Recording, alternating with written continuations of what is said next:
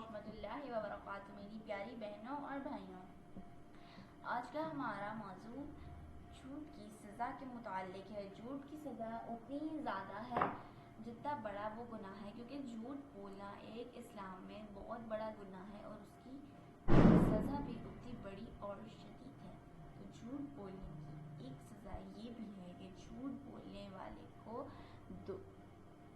کو دوزخ کی گہرائیوں میں پھینک دیا جائے گا، وہاں وہ ہمیشہ رہے گا اور وہاں سے نکلنے کا کوئی راستہ نہیں ہے۔ دوزخ کی گہرائیوں کا اندازہ ہم اس بات سے لگا سکتے ہیں کہ ایک دفعہ آپ صلی اللہ علیہ وسلم جب سفر معراج پر گئے تھے تو آپ نے دوزخ میں ایک پتھر پھینکا تھا۔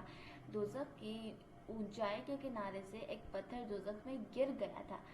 اس پتھر کو دوزخ کی گہرائیوں میں جانے کے لیے 70,000 سال لگے تھے۔ اتنا گہرا ہے دوزخ، اس لیے ہمیں اپنے آپ کو گناہوں سے پرہیز کرنا چاہیے۔ آج کے لیے اتنا ہی، ملتے ہیں اگلی ویڈیو میں۔ اللہ حافظ۔